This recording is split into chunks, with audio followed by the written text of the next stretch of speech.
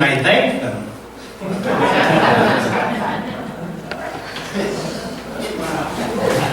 Pretty cool, isn't it? Oh, whew. It's good to be here tonight. So we're in this series called Solve. You're probably wondering exactly taking care of Keith's problems. God's solution. His jokes, right? No. So Solve is looking at today's problems and finding God's solutions. And it's, boy, I don't know if you caught it, but as we've been working through the book of Nehemiah with this, which happened in like 400 BC, so thousands of years ago, how the problems and what he was dealing with can actually literally affect us today in the advice and what happened then. So I hope this has been an enjoyable message series for you. We got this one today, we got another one next week with it, and then we're going to get into Christmas time already. How about that? What I think I heard 5 Fridays till Christmas. Does that sound about right? Something. It's going to be here before we know it. It is. So good to be here. All right. So let's just review a little bit. The first week we talked about sometimes our solutions tend to be the source of our problems, and the key word in there was our and not God. When we turn it over and let God get involved, then things turn out well. But sometimes when we get involved and get ourselves in the mix of it, we ended up with more problems than we started with. Then we talked about if you get used to it, you don't get rid of it. And that's not in a good manner either. That's something that you allowed in your life to become part of your life where it's not actually good for you, it's kind of in the way, but we just kind of keep pushing it to the side, keep pushing it to the side, and then we end up just holding on to it. So kind of a week to kind of purge and think about what it is in our life that we need to get rid of. Last week we talked about it's time to be moved by what moves you. And basically the injustice of the world, something that makes you righteously angry, what's going on with it, how can you respond to it? We looked at Nehemiah, said, I pondered, and then I took action. Prayer is great, and then he took action right after that. We're even going to see that again in tonight's talk. But what is it that moves you to it? So, and that brings us to tonight's, I thought this was a made-up word, and I made it up, but it just fit. And then this afternoon on Facebook, Emily said, yes, this is really a word. Oppositionist. Ooh. Impressed? Oppositionist.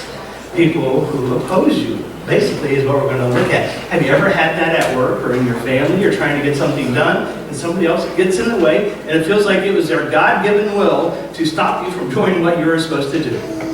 Can I hear amen? Amen. Right?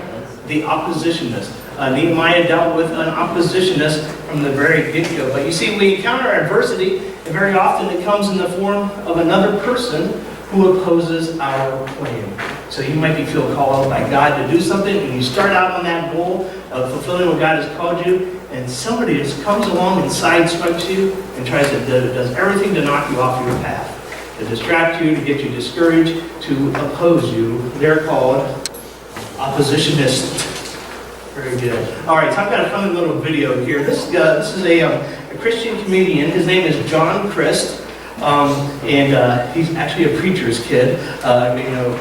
Preacher's kid. So he's doing. I'm just taking a little lighthearted look at this person getting in your way. He's showing up to church in the parking lot, and he's trying to find a parking space at his big church. So, and his commentary that goes with it. So let's take a look at this before we get into Nehemiah. Jesus, I am late for church. I'm just going to speak this parking spot into existence right now. Just name it and claim it, Jesus. Oh, for heaven's sakes, use the crosswalk. I have the fruit of the Spirit, but y'all need to move. Ooh, she is going to wear that image. Bounce your eyes. Bounce your eyes. Jesus, give me a miracle. I need a ram in the thicket. Love this church. It's just like come as you are. You know what I'm saying? How do I look? How does the jacket go with the shirt? Oh, good Lord. Guests, single parents, expected mother. Who doesn't have a parking spot these days? I have been here 27 years. I deserve respect. Oh yeah, go ahead, take my parking spot. She probably means Jesus more than me. How long does it take to back out? Jesus, give me strength. This is so stressful. Honestly, there better be coffee. There better be coffee. Y'all are gonna make me park in a handicap spot. Oh look, there go the homeschoolers. I swear to somebody. Don't make me get out of the. Oh, you're that. Not today, okay? Oh, you're gonna drive a Lexus? Okay, I know where your treasure's at. Not in heaven. The sermon series is what? Putting others in front of yourself. Oh, this doesn't apply to me. I mean, for heaven's sakes, move out of the road. Finally found a parking spot 15 minutes late. Oh, it is way too cold out here, but you better bring a shuttle or I will watch this service online. All right, there you go. So a few obstacles in his way just in the parking lot. Do Sundays feel like that sometimes, friends, where you're just trying to get there? And do you have that issues in our parking lot? Maybe you do. All right, looking at Nehemiah here. Nehemiah had to battle obstacles, social ills, and Sanballat the Horonite. Ooh. It's scary, friends. Sanballat the Horonite. Ooh, right? So who is this guy, this shadowy figure? Sanballat was the governor of Samaria. So when Nehemiah came to Jerusalem to help rebuild, Sanballat was the governor of Samaria. Here's Samaria, right here's Jerusalem. We're only talking about 60 miles separation here. But when somebody new comes in with authority and with power, during this time here in Jerusalem, Sanballat got a little bit uneasy, right? Because there was basically a threat to his power as well, being a neighboring country like that. So he was upset about this. He wasn't happy to see Nehemiah, and he was out to wreck his life, all right? But you see, when we strive to make changes to, and I put in quotes, our land, we will meet opposition. So this is where we apply it to ourselves already, to our land, to your family, to yourself, to your friends. When you're working, striving to make changes, striving to better your life, you will meet opposition, right? Let's say you're trying to get to the gym every day or something, to better yourself. There's always going to be something in the way. There's always an excuse that you could use. There could be somebody saying, I don't know why you're even trying. It's not going to do you any good, right? And you have an opposition. So anytime, and so think about that as we go through tonight. How does it affect you personally, affect your family? So Nehemiah, remember as we get into this, he wrote this, so it's from his viewpoint. We get to hear his words, his thoughts, what he saw, and that's where he's at. So he's come into town, into Jerusalem to help rebuild the wall after major despair, disgrace, exile, and the people are back. So it's quite the story. So we're going to pick up here chapter 4. Got your Bible, if you want to open up your Bible app on your phone too. Nehemiah 4. I'm going to start right here with verse 1 and looking through this. So it starts right here. When Sanballat heard that we were rebuilding the wall, he became angry and was greatly incensed. So right off the bat, we do not have a friend here, right? We do not have a friend. He was ready to get after it and to get after Nehemiah. Verse 4 here. Hear us, O God. So this is Nehemiah now again. Hear us, O God, for we are despised. Turn their insults back on their own heads. Give them over as plunder in a land of captivity.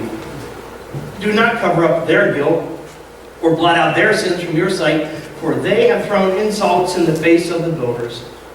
So we rebuilt the wall till all of it reached half its height, for the people worked with all their heart. All right, so what we see here is that at the beginning, Sanballat was very angry. He was threatening, go ahead and work on the wall, but I'm going to come and attack you. But you know what? They continued to work. So even under threat, they still worked with all their heart, is even the phrase used, right? So in our own lives, when we know we're headed the right way, and we know we come under attack, keep on keeping on. Keep on with your whole heart. Understand that God's got you on the right track, and God is with you, and to don't give up, right?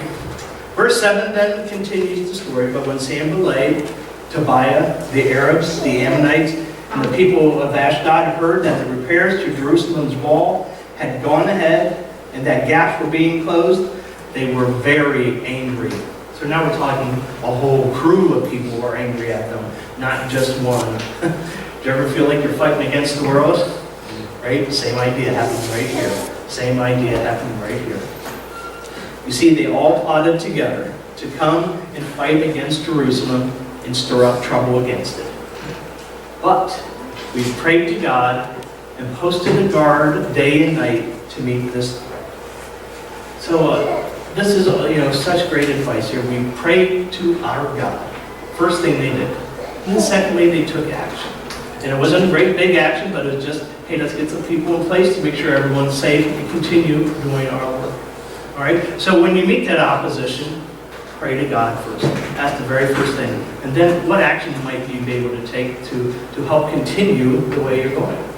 Because there had to be something done. You can see it wasn't even anything big. They didn't round up a whole army or anything. They just posted a few people around. But prayer and action working together.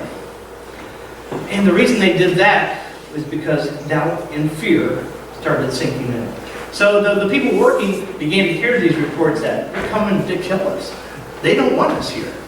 So, their response is, yikes, I'm not sure I want to be here either, right? Doubt and fear sets in. And think about that. How much does doubt and fear affect us today? Tons, doesn't it? Oh my goodness. Boy, I'd love to go after this new job, but I'm okay over here and everything is safe. But this one is really cool and it's more pain and less time. But I know this, right? So our doubt and our fear a lot of times will hold us back. But he kept pushing. Nehemiah said, no, it's okay. It's okay because God is on our side. It's easy to forget that, isn't it? Especially in those little moments when we think, oh, I got this under control. I don't need to go. I'm going to save my God time for the real big issues, right? Not the little ones. No, but God wants it all. God wants it all. Your doubt, your fear, He's with you. All right, so we'll go verse 13. Therefore I stationed some of the people behind the lowest points of the wall at the exposed places, posting them by families with their swords, spears, and bows. After I looked things over, I stood up and I said to the nobles, the officials, and the rest of the people. All right, after I read this, you have to say, hoorah, at the end. Got it? He said, don't be afraid of it. No, not yet. Okay. Remember the Lord, who is great and awesome. Fight for your families. Fight for your sons. Fight for your daughters. Fight for your wives. And fight for your homes. Huh? You feeling it? Man, that had to be a pretty inspiring moment right there. Can we say this exact same thing today, friends? Absolutely we can. Absolutely we can. Remember, first of all, he starts with, remember God. You're dealing with God here. He takes care of it all. He created everything. He can do it all. He's great and awesome. So remember that first. And then go out and fight for your family. And if you don't think we need to fight for our families today, we're missing something. We had 3 kids in our community commit suicide in the last 10, 11 weeks. We need to fight for our families. The heroin epidemic is no longer in the news nearly as much, but it's just as high as it ever was. We need to fight for our families, for our sons, our daughters, our wives. This world is doing nothing but trying to tear us apart, especially the good people, right? And that's who are the good people. What an inspiration. We are in the same fight. So I said, this was done in 450, 500 BC, thousands of years ago. But we're in the same fight. We're in the same fight. There's an enemy out there attacking us at our very core, and that is the family. Doesn't matter what our family looks like, single parent, 2 parents, no parents, whatever it is, it's still a family, isn't it? We got some great, awesome, dysfunctional families. I'm in one of them. Have a great time with it. I love it. Right? We put the fun in dysfunctional, don't we? We're in the same battle, friends. Verse 15, when our enemies heard that we were aware of their plot and that God had frustrated it, we all returned to the wall, each to our own work. The enemy retreats when they hear God is involved. The enemy retreats. So if you're in a situation right now where you're fighting, make sure God's involved. I know I can speak from any time I've been searching God's will and trying to live out God's will for my life. Absolutely, I came up against opposition. Strong opposition, right? But I will tell you, you keep fighting because God has an endless supply of divine power to fight for you. The enemy doesn't. The enemy will push and push, but then they'll get frustrated. Like, I can't get this one. I'm leaving. I'm going to go after somebody else who I think is weaker. The enemy retreats when God. So if you feel like you're pushing and you're getting opposition, friends, are heading the right way, especially when it comes to God's will, right? Because you're going to get to a point where the enemy says, forget it, I give up. God's too tough, I can't handle it. So keep on pushing forward. Verse 16, from that day on, half of my men did the work, while the other half were equipped with spears and shields, bows and armor. The officers posted themselves behind all the people of Judah who were building the wall. All right, so they continued on with their main goal, but the work did slow down. So we have to understand that could be part of the process. We might have to slow down just a little bit to take care, and that's a good thing. Take care of ourselves mentally, physically, right, emotionally. Maybe we're pushing too hard, or let's just slow down just a little bit. We're gonna keep on going, but God's got us. But we do want to protect ourselves and take care of ourselves. Then I said to the nobles, the officials, and the rest of the people, the work is extensive and spread out, and we are widely separated from each other along the wall. Wherever you hear the sound of the trumpet, join us there. Our God will fight for us. So as Nehemiah was coming up with this plan, he kept the trumpeter right beside him all the time. Wherever I go, you go with me. Don't go out there and just stand. And so that way, if you came across any problems, they could blow that trumpet and they would all come together. And look at this. And our God will fight for us. And I don't know, maybe you grab a trumpet and stick it in your car. Maybe get an app of a trumpet on your phone, right? If you need it, get it out and be reminded. Our God will fight for us. Our God is there. So last week I told you about a church meeting for our communities that I called, and I was expecting just a handful, maybe 5 or 6. I invited 2 myself, and Archie invited 2. So I was expecting to turn out. Friends, 15 churches showed up represented. They care about our community. They're worried and they want to do something. From Faith Family Church in North Canton, St. Thomas Aquinas High Schools and middle school youth pastor came. People from Massillon, churches from Perry, they actually just came from all over the place. And even since then, I've been given another 10 names of churches that want to make sure that they can help and that they can do something. So it was a great meeting, if not just for the support, but for all of us to get on board to say, hey, what can we do? And as we talked, we came up with 2 areas where we want to focus on. This is where we're going to all work together on this. Number 1 is supporting and strengthening the family.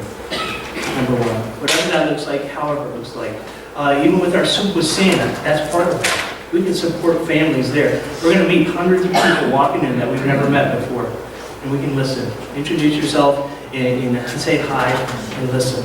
I know a year or 2 ago when we did this, there's a family that had 3, 4, 5 kids with them, and they sat down out in front of the live nativity and they listened to the story. And there's foster kids. And she said, this is the first time ever they've heard the story about Jesus' birth. Wow, what a connection we made there. So, strengthening the family is number 1. And number 2 is building relationships with teens. Whatever we can do to let these kids know there is hope. This doesn't have to end this way, that you are loved, that somebody cares about you, that you have a purpose to your life. Even if that purpose is to make sure I see your face every Sunday morning or Sunday evening. But that's still a purpose, right? Even if it's one thing like that. So whatever we can do. We've already purchased a series of like 7 weeks for youth to listen to and look at and talk about how there's mean people in the world. There's mean kids in the world. Anybody ever run across one in high school, right? Remember that time, right? How do we deal with that though? How do we handle rumors? How do we let the golden rule, in this era of let's break the golden rules, and that's where we all come together. Even if you feel like things are going great at home, come and be a support of another parent. That's how we can do that. That's how we can start listening and building relationships. So that this is not an overnight fix. It's not. So that's why I know Perry Christian today had a successful parenting series that they just started about how to deal with some of these things. So you're going to see hopefully all these churches just offering stuff that we can do. And this week at Perry High School, and just talking with Perry, it's all of our communities. Get that, understand that. We had a young person, I don't know if it was a boy or girl past week at Perry. The mobile crisis unit came to evaluate them for suicide and took them to Akron Children's Hospital. And that was like on Wednesday, I think. And they said, you're the first one in Perry this week. You are 7th already this week in Stark County alone. Right? So these kids and these teens are struggling, and we have an opportunity. But opposition, right? We're going to keep pushing forward because we know God's got us. God will fight for us. Fight for our families. Fight for our friends. You see, Sanballat was after Nehemiah's every move. He didn't give up. He didn't like it for some reason, and he just kept pushing. So in chapter 6, we see this play out here. Sanballat and Geshem sent me this message. Come, let us meet together in one of the villages on the plain of Ono. Yeah, right, sure. Right, yeah, Nehemiah, yeah, sure. I'll meet you there at 7. No, forget about that, right? So every turn, you see, the more you seek God's will, the more opposition you can expect. That just means you're about to break out and do something great for God. That's how you can tell you're getting closer and closer. As the enemy starts hitting you even harder, until finally they throw up their hands and say, I'm going to go after something else. Turn to God wherever you are. We've seen time and time again, Nehemiah said, I got God involved, and then I did something about it. I prayed to God, I did something about it. You see, when our strength fails, we turn to God for divine power. Ain't that the truth? No matter how strong we are, friends, no matter how strong we think we are, we just can't do it ourselves. God has got to be behind you. You got to let God make that move. Put God in front of you, behind you, both sides of you. Surround yourself with God. It's that power that's going to help us through these times. You see that Sanballat in your life is trying to distract you from what you need to be doing. How many times is that? Usually it's small little things you start thinking that, don't they?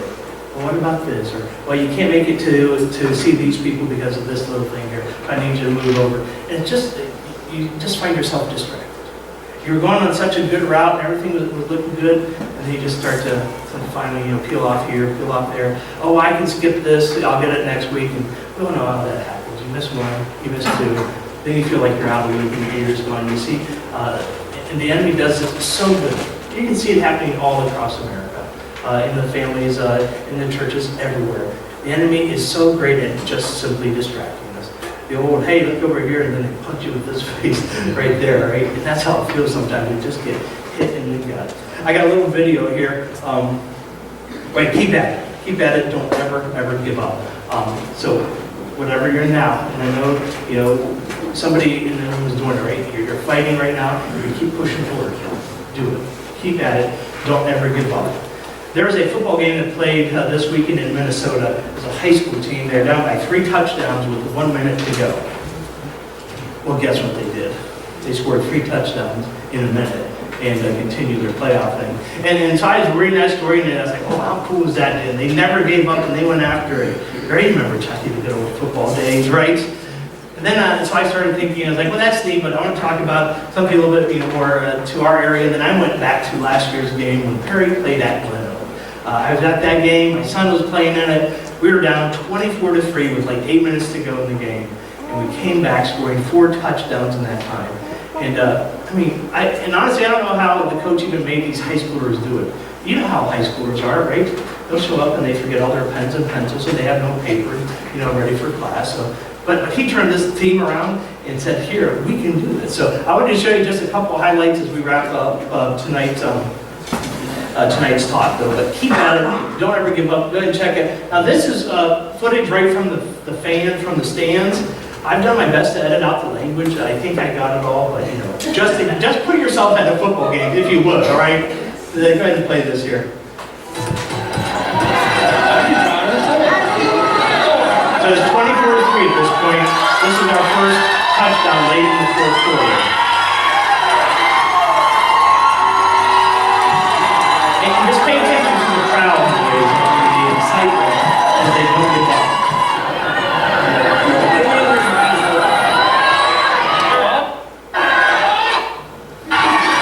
Okay, you might be able to pull that one, right? And you probably said that because we don't typically pass the ball. So this is my son Mason here. We need to get the ball back. So it's an onside kick. And everybody screams.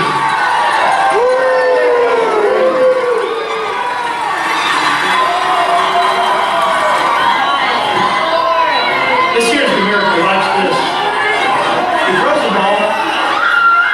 The kid could have intercepted it right in the end zone and bounced out of his hands into our hands.